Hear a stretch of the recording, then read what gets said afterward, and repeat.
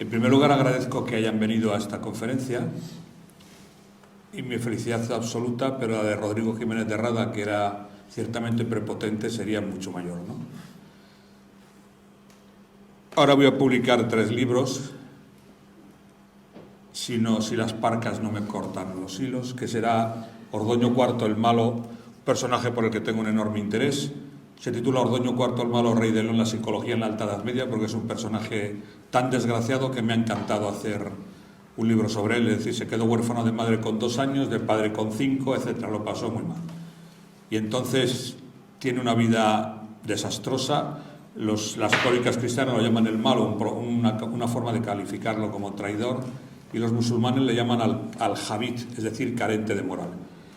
Otro que voy a publicar este año será Ramiro III, Rey de León, señorío de mujeres, porque entre otras razones las mujeres van a decidir mucho el reinado de este personaje. Una de ellas es Velasquita Ramírez, la fundadora del monasterio de Cornellana, y el otro que también están a punto, 2 van a salir seguro antes de junio, se titula Hernán Cortés, su personalidad y su carácter en el Imperio Azteca.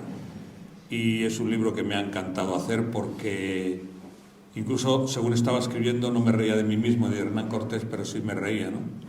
Porque realmente tenía gracia.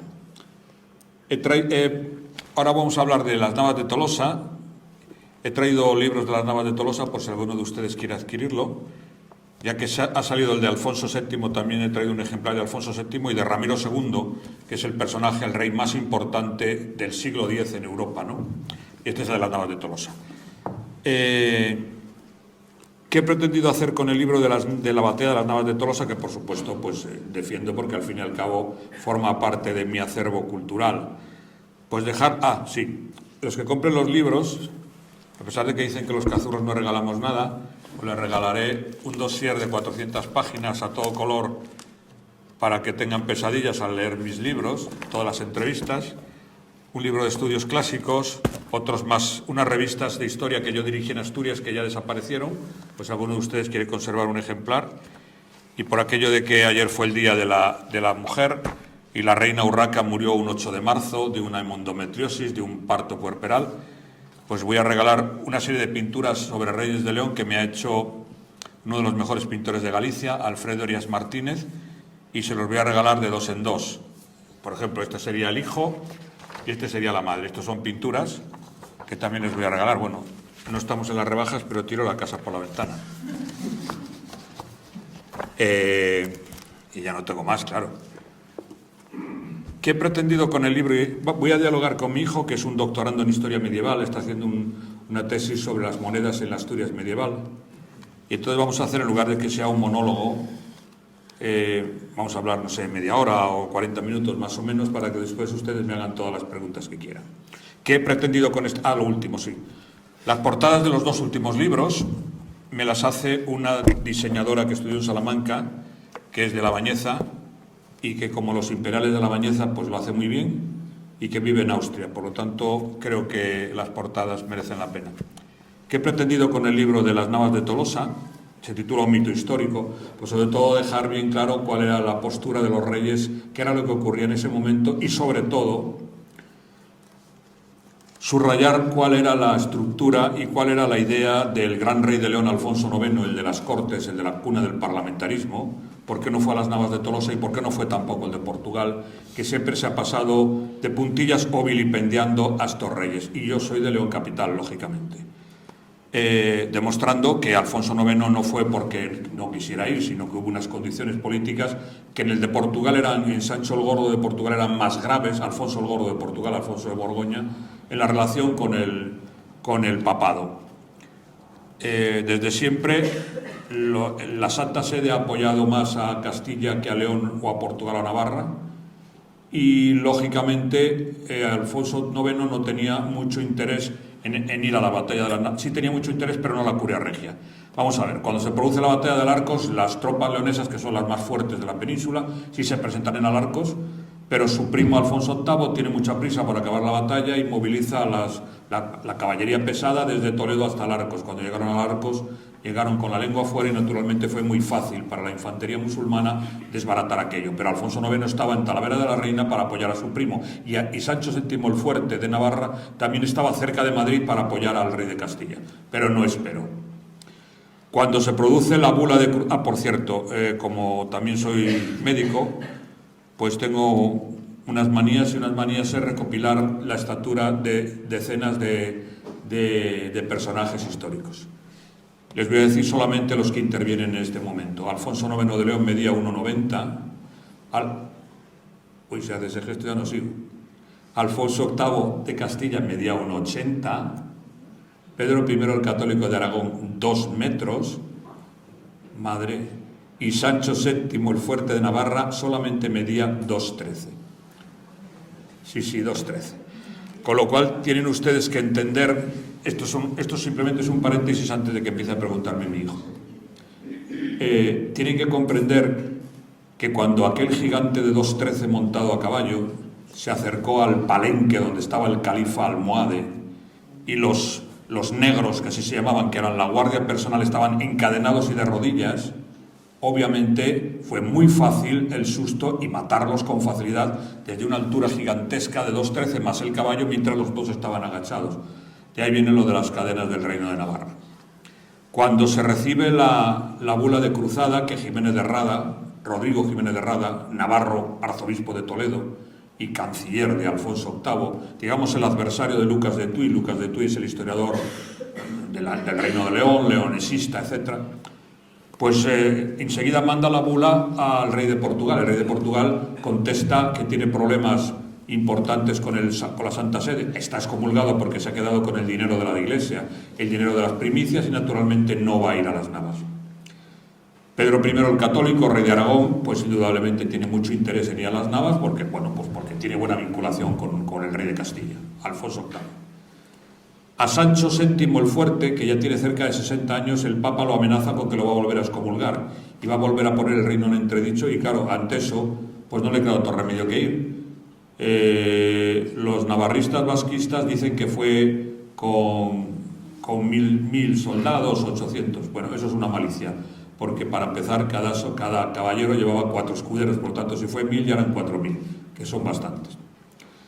Pero no le interesa a Jiménez de Rada en ninguna circunstancia enviar ningún tipo de información a León, porque las mesnadas de Alfonso IX son las más poderosas de la península, y la caballería pesada leonesa, los famosos que después Cromwell utilizará contra Carlos I de Inglaterra, los Ironside, son los que deciden en ese momento, y entonces dilata mucho el enviar la noticia a la curia regia leonesa. Cuando recibe la noticia, Alfonso IX sí se anima para ir a ayudar a su primo y a los otros reyes a las Navas. El aula regia leonesa, la curia regia leonesa, que viene de las Cortes de 1188, las primeras Cortes democráticas de Europa, del mundo según la UNESCO, la cuna del parlamentarismo. Lógicamente no es una corte como es en Castilla, donde el rey decide. En León el rey decide hasta cierto punto. Hasta tal punto es así que cuando se producen las Cortes de 1188, y me van a permitir, total, no está el rey aquí, el que un guaje de 16 años es el rey de León en ese momento y convoca las Cortes en la que participan por primera vez los ciudadanos elegidos por las ciudades, los ciudadanos y las ciudadanas, las mujeres y los hombres, porque está claro que hubo mujeres en las Cortes. Lógicamente, las Cortes lo que le dicen es: tu primo está en la tierra de Campos, ha conquistado fortalezas leonesas y si te mueres en la batalla tenemos a los castellanos aquí. Con lo cual el rey se lo piensa y le manda a su primo un memorándum indicándole que tiene que devolver las fortalezas siempre leonesas y él no tendría ningún inconveniente en ir a la batalla de las Navas de Tolosa. Jiménez de Rada aconseja a Alfonso VIII que no devuelva nada y que esperemos a ver qué se hace con la batalla, con lo cual las tropas de León no van a la batalla de las Navas de Tolosa, pero sí van soldados, sí van caballeros y sí va el hermano del rey de León a la batalla de las Navas, mandando el centro de las Navas con el señor de Vizcaya. Por lo tanto, eso es, para empezar, lo que he pretendido. Y haciendo un paréntesis con respecto a las Cortes, quiero decir que las ciudades llamadas a Cortes en el año 1188 en la Basílica de San Isidoro en el mes de abril, por tanto no hacía tanto frío. Asturias participó con 4 ciudades, varones y mujeres, que fueron Oviedo, Avilés, que era ciudad, Cangas de Onís y Llanes, porque Llanes es ciudad. León participó con León, Astorga y Villafranca del Bierzo, Zamora con Zamora, Toro y Benavente, y Salamanca con Salamanca, Ledesma, Ciudad Rodrigo y Alba de Tormes, Mascoria en Cáceres y el arzobispo de Toledo. Después de este preámbulo, pues mi hijo tendrá la amabilidad de hacerme preguntas que no sean muy difíciles para que pueda contestar y lucir. Pregunta. ¿Qué fuerzas mercenarias participaron en ambos bandos? Por parte de los cristianos no hay ninguna fuerzas mercenarias porque, para empezar, hubiera habido pena de excomunión. Por lo tanto, los cristianos no hubo ninguna fuerzas mercenarias dentro del ejército musulmán. Y dentro del ejército cristiano tampoco. Los almogávares fueron los más importantes que participaron en el bando cristiano. Los golfines, que eran unos soldados que provenían del centro de Europa y habían sido rescatados, digamos, como bandoleros en las zonas de las Extremaduras, tanto leonesa como castellana, se dedicaban a coger ovejas y entonces los reyes los utilizaban mejor para la guerra. Había otros personajes que son los ultramontanos, que eran franco-borgoñones, que en el momento en que después del partir de Toledo y del mal comportamiento que tienen pues en ciudades como Calatrava, cuando los ultramontanos son expulsados de la batalla y del ejército y se vuelven a Europa, naturalmente los reyes cristianos de la batalla, tanto Pedro I como Sancho VII como Alfonso VIII, no lo contemplan como un problema, porque naturalmente no pretendían exterminar al enemigo, sino tenían un comportamiento de ten con los musulmanes. Al fin y al cabo llevaban aquí más de 200 años. Los almogávares son los famosos guerrilleros hispanos que, vestidos como soldados de infantería, llevaban una especie de red o de hierro en la cabeza. En las partidas de Alfonso X el Sabio, 12, título 23, se cita precisamente cómo era el comportamiento de los soldados que formaban parte de las mesnadas cristianas. ¿Qué más? ¿Por qué denomina mítica la batalla de las Navas de Tolosa? Pues denomino mítica a la batalla de las Navas de Tolosa por una razón, porque he pretendido desmitificar. No niego en absoluto que es una de las grandes conflagraciones, puede ser perfectamente la primera o la segunda de las conflagraciones que se producen entre cristianos y musulmanes en la Alta Edad Media o en la Plena Edad Media. En este caso sería en la Plena Edad Media. Pero se ha mitificado un poco porque no se hace avance en el territorio del Islam, ya que lo que se quiera son las condiciones para que poco tiempo después Fernando III el Santo, infante leonés y rey de León y de Castilla, conquiste Sevilla, ¿no?, donde participa incluso la Marina con Ruy Gómez, que era un avilesino, por ejemplo, ¿no?, y Ramón Bonifaz, que era el almirante cántabro. Por lo tanto, lo que he pretendido es dejar las cosas en su sitio. Probablemente desde el punto de vista, o seguro que desde el punto de vista del avance hacia el sur, es que no me atrevo a llamar reconquista porque los medievalistas, algunos no sabemos cómo definirlo y otros se oponen frontalmente a ese nombre. Por tanto, la nueva conquista del territorio que estaba en el poder del Islam, digamos, la batalla por antonomasia es la batalla de Simancas, en que el gran rey Ramiro II derrota a Abderramán III en Simancas. Hasta tal punto es importante que se produce la repoblación hasta Salamanca y hasta Talavera de la Reina y hasta Madrid, ¿no? Incluso Madrid que es una ciudad que llamó la atención a Ramiro II, que es el primero que la conquista, porque había unos animales de 4 patas que andaban por las calles, que se llamaban gatos, y le llamó la atención que hubiera ese tipo de animales en Madrid, ¿no? Esa es la primera reconquista que se hace de Madrid. La segunda será Alfonso VI, que es la segunda reconquista que se hace de Madrid. Por eso en determinado momento a una política de Madrid le escribí diciendo que tanto que defendía su castellanismo cuando habían sido 2 reyes de León quien los había conquistado. Esa es la razón. Y no, eso es por lo que he pretendido de un poco desmitificar el hecho de la batalla de las Navas de Tolosa sin quitarle la importancia enorme que tiene. En el libro hay una cantidad de textos muy grandes en donde se demuestra cuál es el comportamiento y el momento en que se produce el hecho. Hay incluso el Papa Inocencio III, que es un papa, no sé, para estudiar muy interesante, escribe al califa almohade invitándole a la conversión al cristianismo antes de la batalla. Bueno, es una forma interesante de luchar en una batalla, ¿no? ¿Qué más? ¿Fue una cuestión de táctica militar por parte de las fuerzas cristianas, una cuestión de suerte al escoger el lugar de la batalla o simple ayuda divina? Para la gran batalla de las Navas de Tolosa, las tropas de los cristianos se reunieron en Toledo, acompañadas de sus magnates laicos y eclesiásticos. Todos estos señores serían los encargados de conformar la curia regia, la corte, para la planificación de la batalla, que se presumía por ambos bandos que era de vital importancia para ellos política y religiosamente.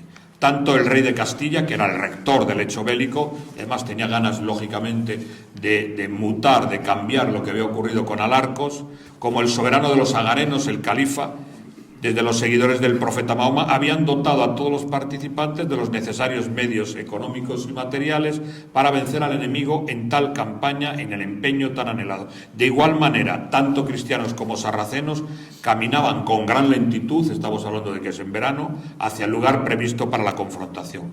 En la batalla de las Navas de Tolosa, Alfonso VIII constituyó una vanguardia muy agresiva, en forma de cuña, con las tropas voluntarias leonesas, portuguesas y caballeros ultramontanos que se habían quedado como centro de esa cuña que el señor de Vizcaya iba a estar mandando, ¿no? Aparte del hermanastro de Alfonso IX. El magnate leonés Fernán Gutiérrez de Castro, que era el que acaudillaba las milicias episcopales de la Orden Militar de Santiago. Otro llamado Sancho Fernández, el cañamero, que era hermanastro, Sancho Fernández, hermanastro de Alfonso IX, era el que mandaba una de las partes centrales, ¿no? López Díaz II de Haro, que es el hijo del señor de Vizcaya, Diego López II de Haro, también está mandando el centro. El gran rey de Castilla, Alfonso VIII, está al mando de la zaga con su pendón, el castillo almenado, y las alas derecha y izquierda van a estar mandadas, la derecha por Pedro II el Católico, rey de Aragón, y la izquierda por Sancho VII el Fuerte de Navarra. Cuando se llegaba al cuerpo a cuerpo, la victoria quedaba en manos de los más valerosos y aguerridos, pero todos ellos, de un lado y de otro, confiaban en la voluntad del Dios de los cristianos y los musulmanes en la voluntad de Alá. Los procedimientos tácticos bélicos desarrollados en la Edad Media eran fundamentalmente 3. Cuando se sumaban varias lanzas, daba origen a una bandera o mesnada. Se define mesnada como aquella hueste de hombres armados pertenecientes a un rey o a un rico hombre, a un noble o lo que sea, un concejo, una parroquia o un distrito, que era la unidad orgánica del ejército medieval. Después, el haz era una unidad táctica para desarrollarse en el campo de batalla. Una reunión, por ejemplo, de mesnadas conformaba lo que se llamaba una hueste. Los soldados que servían o que se servían de las mesnadas se llamaban mesnaderos y el salario percibido era la mesnadería. La bandera o mesnada estaba constituida por 100 caballeros del mismo linaje, agrupados en torno a su señor feudal. Y por cierto que sí se pagó a los soldados, de un lado y de otro. Los musulmanes no, pero los cristianos sí. ¿Se podrían cuantificar las fuerzas por ambos bandos y las pérdidas humanas sufridas? Es muy curioso porque las cifras por parte cristiana y por parte musulmana es de miles, de cientos de miles, ¿no? Pero bueno, es una forma, es la publicidad, ¿no? Está ocurriendo ahora en las desdichadas guerras que tenemos. Las cifras relativas al volumen de soldados de la Cruz en las Navas de Tolosa que escribió el arzobispo Ruy o Rodrigo Jiménez de Rada no solo son exageradas sino estrambóticas. Habla de 10.000 caballeros, 100.000 peones, 30.000 aragoneses, 2.000 caballeros navarros, es decir, se estima por diversos historiadores que el ejército de los cristianos podría estar conformado, por ejemplo, un historiador muy prestigioso que es Huici Miranda, es un historiador navarro que ya falleció, habla entre 60.000 y 80.000 soldados con un margen de error de 20.000 y era muchísimo ejército para movilizar. La unidad táctica del esquema de la milicia en la época medieval era la lanza y en las navas de Tolosa estuvo formada por un caballero, su escudero, un paje y dos peones armados con ballestas y lanzas. Por lo general estaba conformado de 4 a 10 soldados. Por todo lo que se antecede, aceptamos que el rey de Aragón pudo tener unos 3.000 caballeros de la nobleza, acompañado de sus escuderos, pues unos 12.000. Unos 200 caballeros, por ejemplo, o 500 por parte de la nobleza navarra, que serían 800 o 2.000 soldados navarros.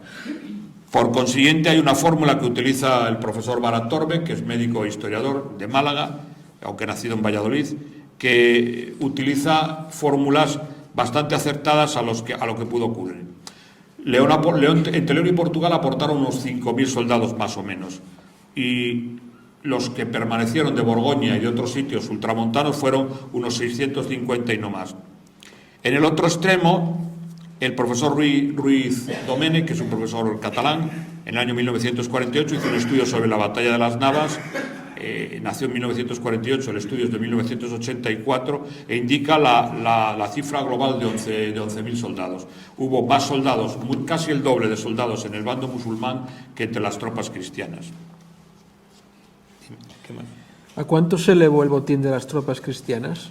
Voy a leerles un texto que es un texto relativo a la época, un texto de Jiménez de Rada. Este año los reyes cristianos de Castilla, Navarra y Aragón entraron en batalla contra el Miramamolí. El califa de los almohades ha quedado con un nombre vulgar que se estudia hasta en el bachiller, o se estudiaba en mi época, pero yo soy muy mayor ya, que se llamaba el Miramamolí. No sé si seguirá llamándose ese nombre. El rey de los sarracenos, y por el favor de Dios consiguieron la victoria. Para alegría y alborozo de todos los orientales, el rey de Castilla escribió cartas al Papa Inocencio III sobre tan gran triunfo concedido por el cielo a los príncipes cristianos. Envióle además honrosos presentes del botín cogido a los sarracenos, como fueron una tienda toda de seda y un estandarte tejido de oro que se colocó en la basílica del príncipe de los apóstoles para gloria del nombre de Cristo. La captura de un rico botín importante, fue una de las causas, entre otras, que movilizó a ambos ejércitos enemigos a enfrentarse en un campo de batalla de dudoso resultado, y no solo influyeron los factores religiosos y los sociopolíticos. En función de lo que antecede, como conocía cuáles eran las intenciones codiciosas de los almohades, y para evitar este comportamiento de rapiña de los sarracenos, Alfonso VIII prohibió a sus caballeros el lujo y los adornos ostentosos para cuando cayeran muertos no les quitaran todo del cadáver. Asimismo, el arzobispo Jiménez de Rada apoyó la orden del rey claramente en el caso de los caballeros del Reino de Castilla, sobre los que tenía jurisdicción, bajo pena de excomunión, prohibiéndoles taxativamente el pillaje, y de esta forma evitaba que no siguieran persiguiendo a los sarracenos una vez ganada la batalla hasta matarlos simplemente para quitarles lo que llevaban encima. El reparto del botín se pretendía que fuese lo más equitativo posible, percibiendo en primer lugar y más cantidad los adalides, a continuación los caballeros y en último lugar los peones. Una sexta parte era para el conde de la ciudad que se tratase o para el rey de turno. Como se sabe, los ejércitos cristianos no poseían soldados profesionales, los musulmanes sí. En los ejércitos cristianos hay una estructura que se llama el fonsado, que era obligatorio acudir al fonsado del rey, es decir, al ejército del rey en determinados momentos para una batalla, pero solamente en una época en que no hubiera que hacer cosechas o no hubiera que trabajar, es decir, no estaban todo el tiempo en el ejército. Y a esa situación, a ese momento, los reyes pagaban. Porque además el avance hacia el sur, el avance para volver a obtener las tierras que estaban en poder del Islam, o lo que se llamaba antes reconquista, se realiza utilizando un sistema que es del derecho romano y que se llama presura, que es la siguiente: el primero que llegue a un terreno, a un territorio, se queda con él, y la única norma que pone el rey es que tiene que defenderlo. Y naturalmente, eso es lo que más me gusta de la segunda parte de la relación con el rey, es que no paga impuestos. Con lo cual, bueno, pues se podía intentar reconquistar territorios y no nos cobraban impuestos. Esto ha sido una maldad, pero que no me diga Hacienda.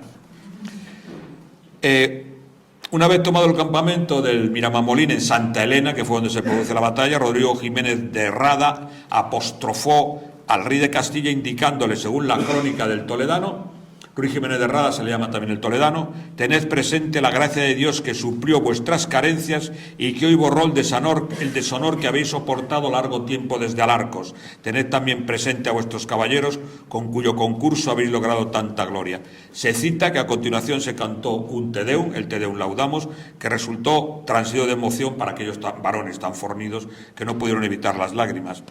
Como es sabido, la tienda del Miramamolín era de color rojo carmesí, bordada en oro, y la misma le correspondió al rey Pedro II el Católico de Aragón.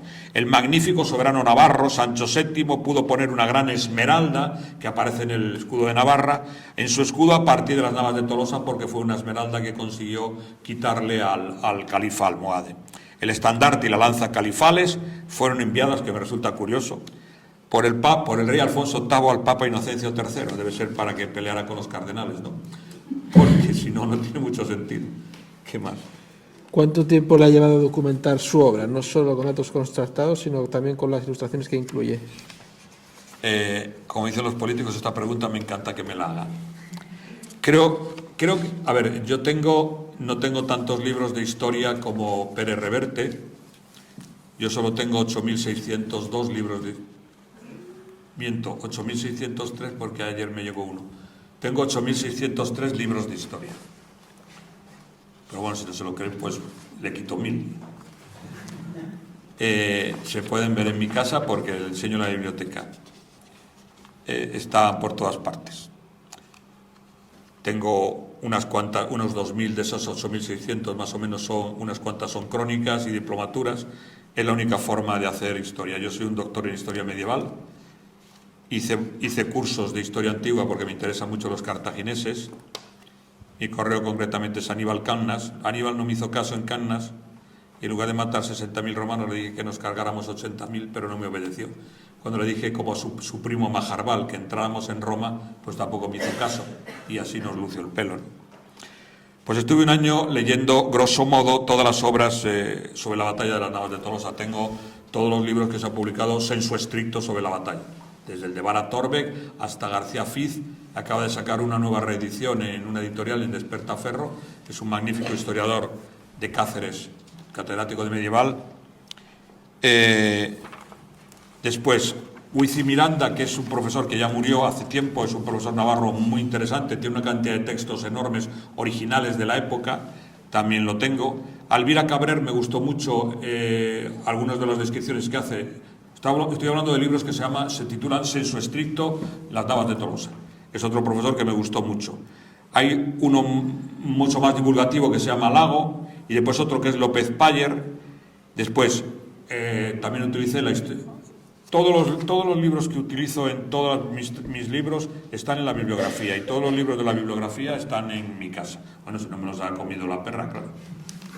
Por cierto, me comí alguno, pero ya se ha vuelto analfabeta, por cuestiones que ustedes entenderán. El de Rebus Hispania también utilicé como básico de Jiménez de Rada, y el Chronicum Mundi no faltaba más de Lucas de Tuy, el tudense, ¿no? el canónigo de León. El volumen contiene pues una amplísima bibliografía que pues yo no sé cuántos libros tiene de bibliografía, cuántos son de bibliografía. Por consejo de mi maestro, todos los libros tienen siempre 2 prólogos y 2 epílogos. Bueno, todo esto es la bibliografía, dividida en fuentes crónicas, bibliografía esencial y bibliografía de apoyo, porque mi maestro de medieval, el profesor Fernández Conde, fue el que me aconsejó cómo poner mejor la bibliografía. Todos los libros míos suelen llevar 2 prólogos y 2 epílogos, por una razón de salud, porque si el libro es muy malo, primero les acuden a los de los prólogos y cuando llegan a mí ya están agotados y no les da tiempo a sacudirme. Y si alguno se olvida de mí, pasan a los epílogos y entonces los 2 de los epílogos también sufren. Es que los leoneses no damos puntadas sin hilo. Y les cuento lo de los proyectos. Sí. Por haber tenido la amabilidad de ustedes de venir aquí, ahora me pueden hacer las preguntas que quieran. Ya les he dicho cuáles son mis próximos libros. El año que viene, el siguiente que voy a sacar, si no me muero, claro, es una biografía de Alfonso IX, y voy a dedicarme a Alfonso IX y a su mujer Berenguela. porque son dos personajes muy interesantes. La mujer del rey de las Cortes, o el legislador Alfonso IX en León, está vista, pero de desastre, porque la acusan de muy vinculada a Fernando III, de muy vinculada a Castilla, etc. Ahora se acaba de descubrir, yo nunca estuve muy de acuerdo con eso, se acaban de descubrir en el artesonado del convento de las Claras en Salamanca todo tipo de datos de la reina, y no tiene nada que ver con la malicia que en la ciudad de León se decía hacia ella, ¿no? Es un personaje que me resulta muy grato, y entonces voy a escribir, ya estoy terminando lo del marido, porque me dijo una de las personas que me va a hacer el prólogo, que fue el director general del libro, el que trajo lo de las Cortes, la descubrió, el que lo llevó a la UNESCO.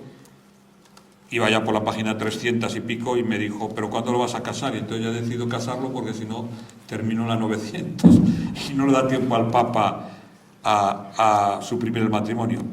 Les voy a contar una anécdota de Alfonso IX y algunas otras anécdotas más, si me permiten, jocosas, y después me preguntan lo que ustedes quieran. Los cacereños dicen que nunca va a ascender el equipo a segunda división, porque el rey Alfonso IX, que es el repoblador de Cáceres, en el foro de Cáceres dice: malditos sean los cacereños si permiten que haya dentro de las murallas conventos de monjas y curas. Y como hay conventos de monjas y curas, pues según los cacereños, Cáceres está maldito. Les voy a contar otra anécdota, en este caso de un compositor. Henry Purcell es uno de los grandes compositores de la música culta, de la música académica. Mi hijo, por cierto, se llama Wolfgang como Mozart, Wolfgang José como su padre. Y también tengo muchos discos de música, ¿eh? No voy a decirles tanto porque ya me da vergüenza. Y publico también biografías de músicos. Lo último que he publicado ha sido una biografía de Federico Chopin. Bueno, pues Henry Purcell se le ocurrió el 21 de noviembre del año 1695 cogerse una gran juerga en Londres y llegar borracho a su casa. Su mujer no lo dejó entrar, lo tuvo a la intemperie toda la noche hasta que se despejó, pero tuvo mala suerte porque cogió una neumonía y murió de neumonía. Entonces su esposa le entró complejo de culpa y publicó todas sus obras.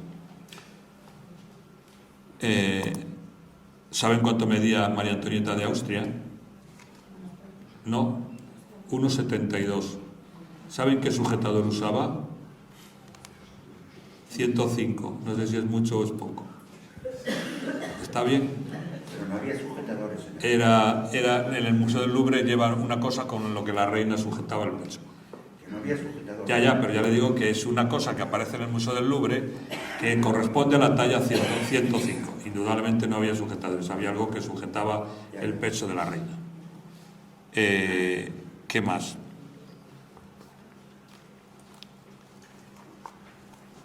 El Cid medía 1,56, por cierto. El Cid medía 1,56. Los he destrozado, que sí. Pues a mí como leonés nada. Por cierto, vamos a hablar de Rodrigo Díaz. A mí me hicieron una entrevista en un periódico de la ciudad leonesa de Zamora, en La Opinión, y los periodistas son muy malos todos. Muy malos, no, malísimos. Y se me ocurrió en plan de ironía decir que el Cid era el Bárcenas de la Edad Media y me lo pusieron como titular. Con lo cual en Burgos me quieren emplumar. No puedo ir a Burgos. Porque Alfonso VI, independientemente del estudio libidinoso que hizo un asturiano, Menéndez Pidal, que debe ser que estaba en la cama con Alfonso VI y con sus mujeres, porque sabía cómo se comportaba, pero bueno, a mí me hubiera gustado ver, ¿no?, cómo hacía Cleopatra con Marco Antonio. Pues Alfonso VI no echa de la corte al rey por el juramento de Santa Gadea, que no existió nunca y que es un mito, ¿no? Aparte que no les deja muy bien el juramento a los asturianos, a los de Gijón sí. A los de mi cuarto de asturiano, que es de Oviedo, porque dice el juramento de Santa Gadea: villanos mátete Alfonso, villanos que non fidalgos, villanos de las Asturias de Oviedo que no sean castellanos, o sea que no los deja en muy buena situación. Por eso, en vista de eso, me voy a hacer una sanguinotransfusión y me voy a poner sangre de Gijón y no de Oviedo, porque vamos, después de lo del Santa Gadea. Entonces, Alfonso VI envía a otras personas, a García Ordóñez, a Pedro Ansúrez, que es el conde importante, y a Jiménez, al Cid, a Rodrigo, a que cobre las parias de Sevilla, de Córdoba y de Granada. Y el Cid, que tiene unas muy malas relaciones con Pedro Ansúrez, Pedro Ansúrez, que es el repoblador de Valladolid, el gran conde de León, que por cierto medía 2 metros 3 centímetros. Cada vez que ponga esa cara no me voy a atrever a decir más estatura. Bueno, les voy a hacer otro detalle. Como montaba mucho a caballo, tiene los fémures en esta postura. Pedro Ansúrez, catedral de Valladolid. No el que tienen allí con el casco de, parece, Quevedo o Góngora. Bueno, pues ese. Y entonces, lógicamente, el Cid, en lugar de utilizar, Rodrigo, en lugar de utilizar las parias para lo que era para impuestos para el rey, lo utilizó para armar unos soldados y luchar contra Pedro Ansúrez, que era el gran duque del rey, y sobre todo García Ordóñez, que le faltaba un ojo y que era pariente del rey, con lo cual esa es la razón, no otra cosa. En ese momento en Europa hay varios condotieros, es decir, varios guerreros que se alquilan al mejor postor, pero eso no es malo, es decir, los reyes lo aceptan. Hay uno muy importante que se llama Geraldo sin pavor, Geraldo sin miedo, que los portugueses lo llaman el Cid portugués, no tiene mucho sentido, pero bueno. Y hay otros dos mucho más interesantes que el Cid. Uno es Mercadier, que es muy posterior al Cid. Mercadier es el caballero que lucha porque le pagan, primero con Enrique II Plantagenet y luego con Ricardo Corazón de León. Y por encima de todos está Guillermo el Mariscal. Guillermo el Mariscal es uno de los nobles, pero que le pagan, de la corte de Enrique II. El mejor caballero de Europa, se dice en ese momento. Y estas personas simplemente se alquilan a quien realmente les paga. No es nada inmoral ni nada desconsiderado, ¿no? El Cid murió en 1099, Ricardo Corazón de León en 1199, Bermudo II, el Gotoso, rey de León, en 999, parece que es una mala fecha, ¿no? Porque todos mueren en el 99. Bueno, no me voy a acercar tanto, ¿no? ¿Qué más les puedo decir como anécdotas? Es que no traje el libro de anécdotas, tengo una cantidad enorme de anécdotas. Ah, sí, ya que estamos en territorio de los Astures transmontanos, yo formo parte del territorio de los Astures cismontanos, Estrabón le llama la atención el comportamiento de las Astures, en este caso se refiere a las cismontanas, pero se puede aplicar a las de aquí igualito. Suelen luchar con los varones, llevan el pelo suelto, son más valerosas que los varones porque él dice que empujan a los varones a la guerra contra Roma. Pero después dice algo que no le gusta nada, que no me gusta nada. Dice que las mujeres astures de un lado y de otro, León, Zamora y Asturias, eran muy feas. Habría que ver cuál es el concepto de belleza de Estrabón, ¿no? Que no deja de ser un geógrafo griego con poca idea. Pero él lo que le llama la atención es sobre todo el poder que tienen, la fuerza que tienen las mujeres, que son las que invitan a los hombres a pelear, ¿no? Y dentro de esas guerras cántabro-astures, el jefe de el caudillo más o menos de los astures se llamaba Gauzón, y el caudillo de los cántabros se llamaba Corocota. Augusto, desde Tarragona, creo que hay una librería aquí, o algo así, que pasando un día por esa calle, uno estaba en la puerta, no sé si serían los dueños, y me dijo: ¿a qué no saben cómo se llama esta librería? Y dije: pues no, creo que juegan el Racing de Santander, pero no estoy muy seguro. Hace muchos años, cuando era más joven, yo. Pues Augusto, por aquello de se busca vivo o muerto, como a Billy el Niño, a Pat Billy Bonnie, divulgaron que a ver quién entregaba a Corocota le daría una gran cantidad de dinero. Y este Corocota, que debía ser un personaje bastante gracioso y simpático, cogió a caballo y se fue desde allí a Tarragona y se presentó ante el emperador. Y dijo: yo soy Corocota y vengo a cobrar el dinero por mí. Y entonces a Augusto le hizo tanta gracia que le dio el dinero, le dio un caballo, una capa y lo nombró senador. Porque claro, le hizo mucha gracia, bueno, lo siento, le hizo mucha gracia de este comportamiento de este individuo, ¿no? Hay un emperador, Maximino el Tracio, que para provocar a las legiones se comía 12 pollos y luego los vomitaba. Y volvió a comer 12 pollos para provocar a los legionarios y saber a aquellos que le criticaban y cortarles la cabeza. Era listo, Cuando Leonor de Aquitania fue encerrada en el castillo de Salisbury por su marido Enrique II por haber provocado una rebelión correcta y lógica. Leonor de Aquitania es una de las grandes mujeres de la Edad Media, una mujer impresionante, ¿no? Es posterior a Urraca. Urraca, por cierto, es una de las mujeres. Yo llevo mucho tiempo peleando para que sea como dicen ahora los cursis, un icono, porque muere un 8 de marzo, la reina de León muere un 8 de marzo de una endometriosis, es decir, de un parto puerperal, de una infección puerperal, ¿no? Bueno, pues cuando Leonor, que tenía a todos sus hijos apoyándole, Ricardo Corazón de León, Juan Sin Tierra, etc., se levantó contra su marido y su marido la cogió prisionera, aunque iba vestida de hombre, la descubrió y la metió 17 años en la torre de Salisbury. Pues desde allí escribió, pero eso no es para que lo apliquen las señoras, ¿eh? Simplemente es un hecho histórico y además es del siglo XIII, o sea que del siglo XII y XIII.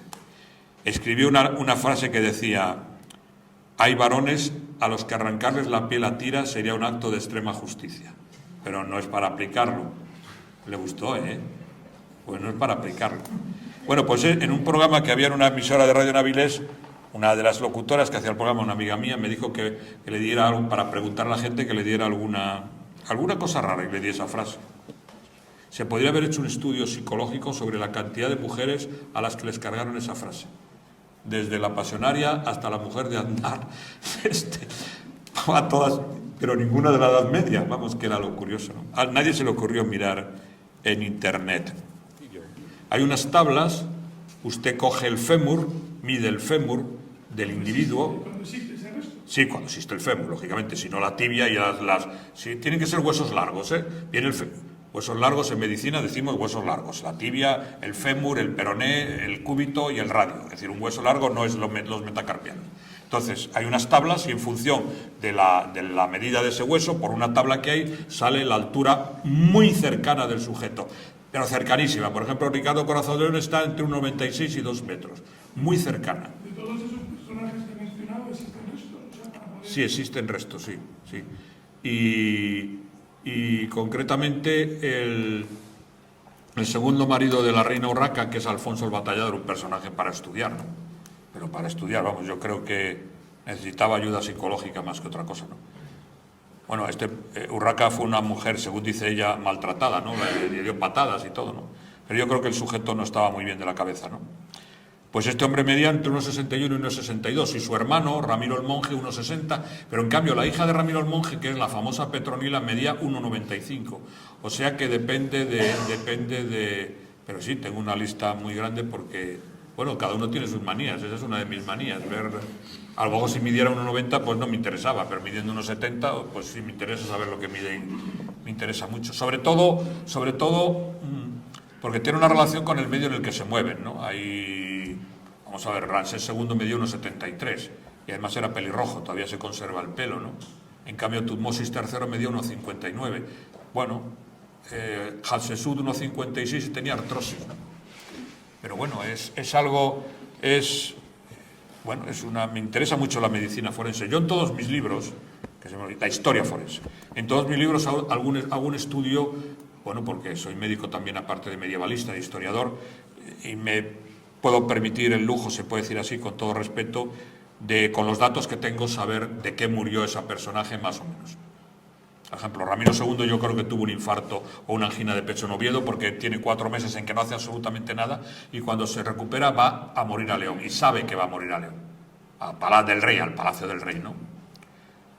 Alfonso X el Sabio tenía todas las enfermedades habidas y por haber. Su hijo Sancho IV, que era un hijo muy cariñoso, se refería a su padre, ¿cómo lo llamaba? Hereje. ¿Cómo lo llamaba? Hereje. Leproso. No sé cuál. Era un hijo, Sancho IV, sumamente cariñoso. Hereje, leproso. ¿Y por qué lo llamaba leproso? Porque Alfonso X el Sabio tenía una serie de manchas en la cara que le iban comiendo la cara.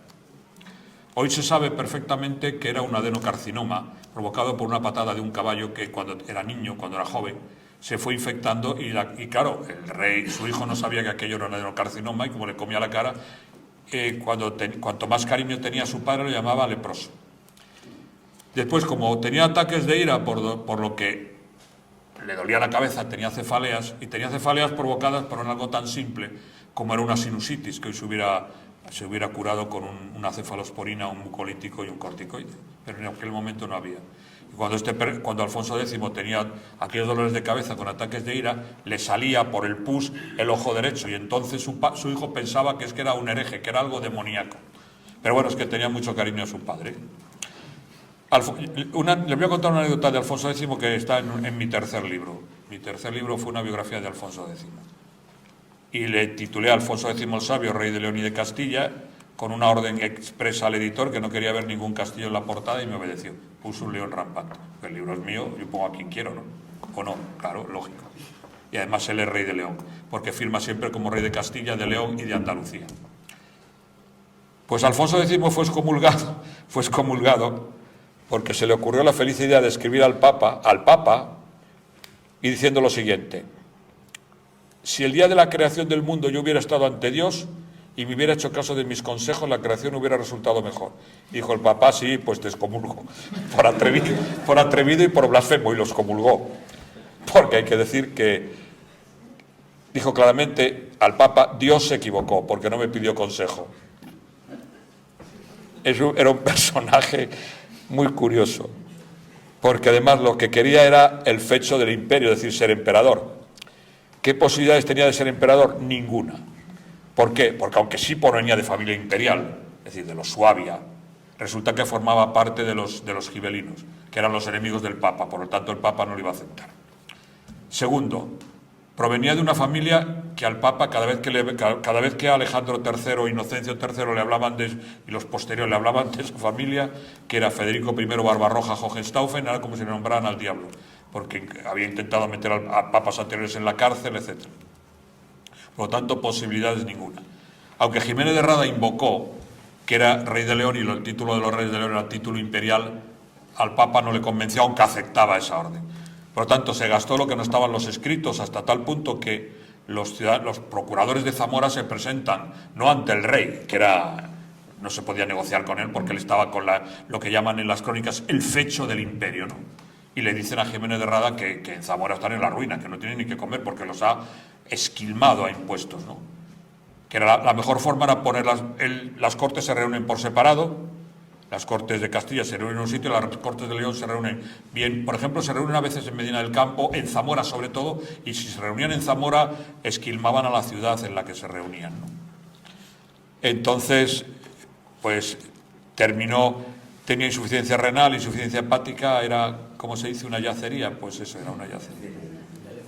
Pero era un personaje muy curioso, Alfonso X. Alfonso IX se casa 2 veces y desgraciadamente con primas. En el segundo caso de Berenguela es su sobrina, con lo cual los papas disuelven los matrimonios que no habían hecho lo mismo en Castilla. Es decir, en la Santa Sede tiene una predilección por Castilla por una razón muy simple y muy clara. En León hay un rito mozárabe que el rito latino no permite.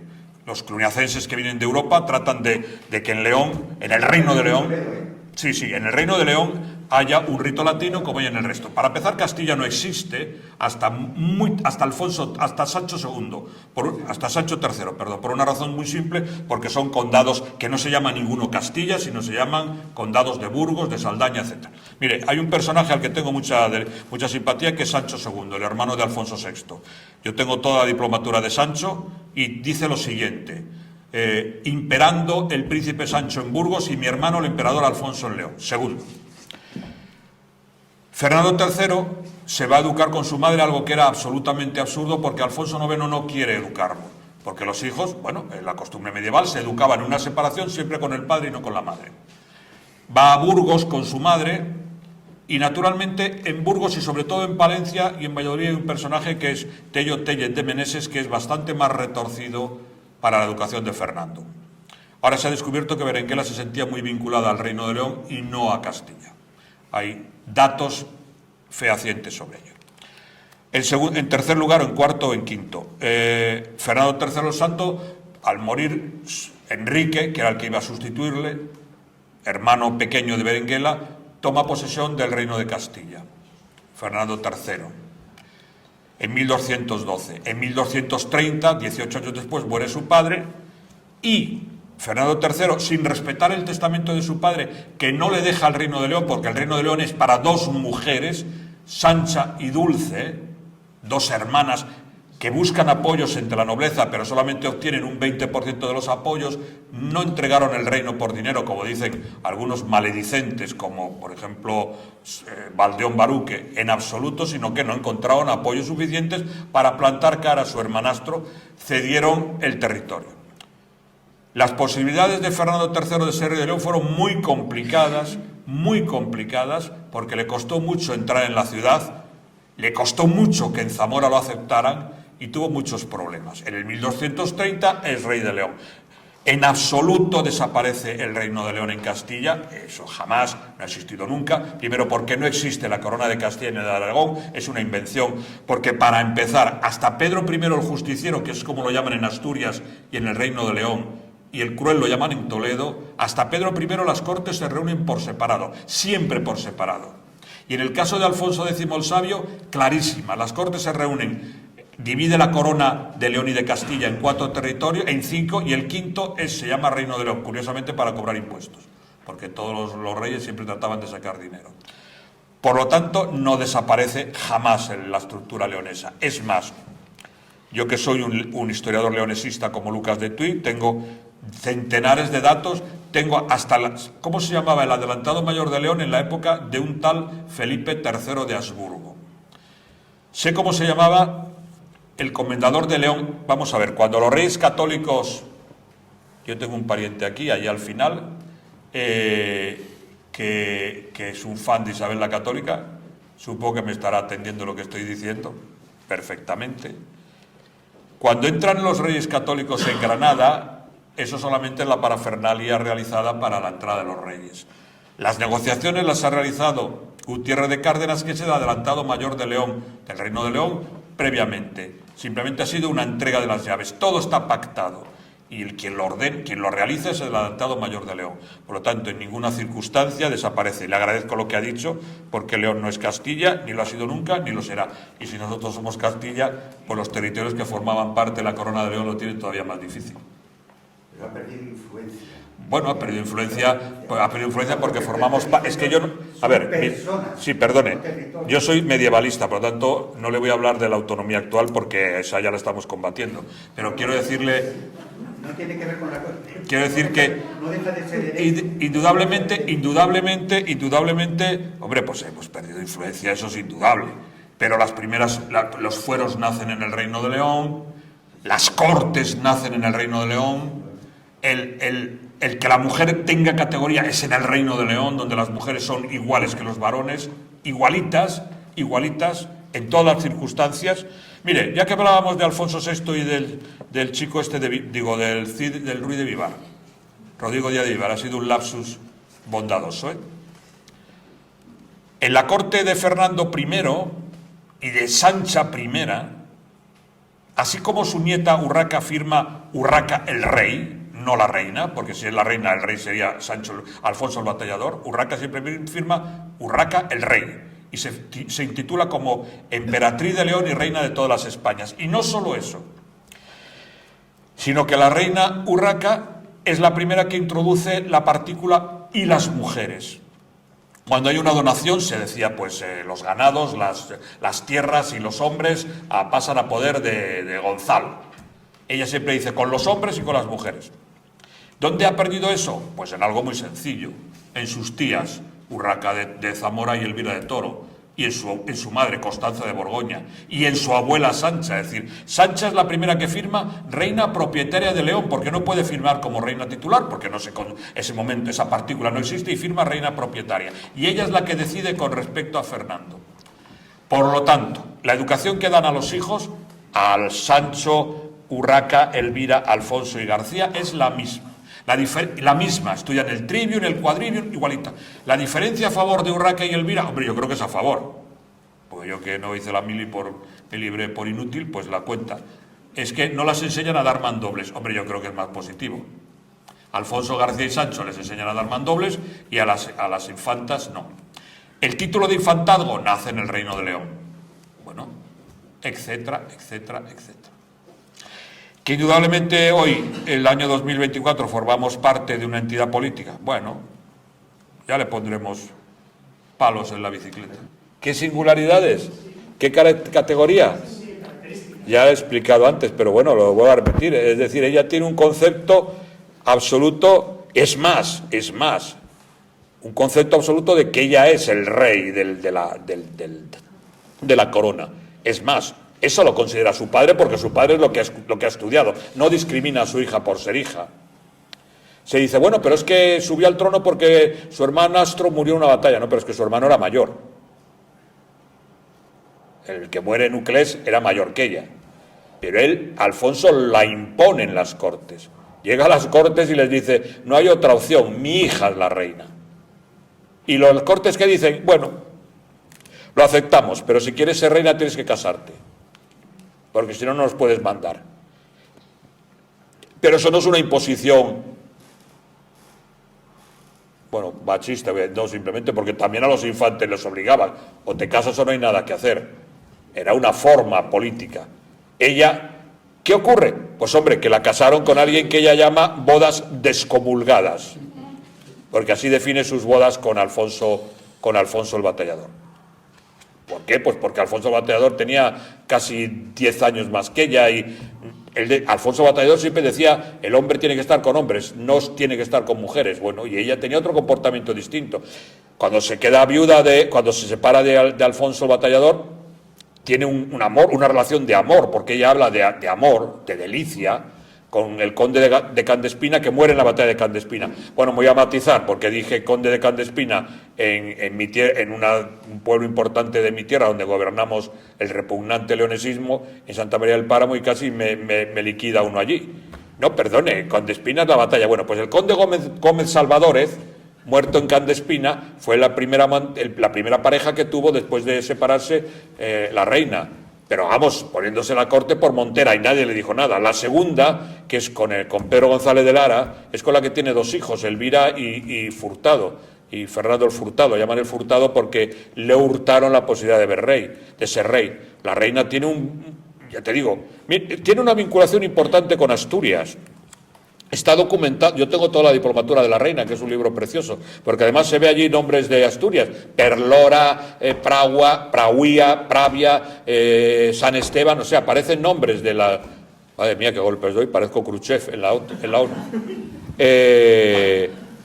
Y tiene una vinculación importante, es más, las crónicas dicen que recorrió los pedregosos caminos de Asturias a caballo. Y uno de los diplomas que es muy interesante es la legislación de la pesca del salmón en el Nalón. O sea, que estuvo en el Nalón, ¿dónde? En San Esteban o algún sitio de esos, y vio que no se pescaba bien y ella reglamenta la pesca. Bueno, siento haberles aburrido, lo lamento.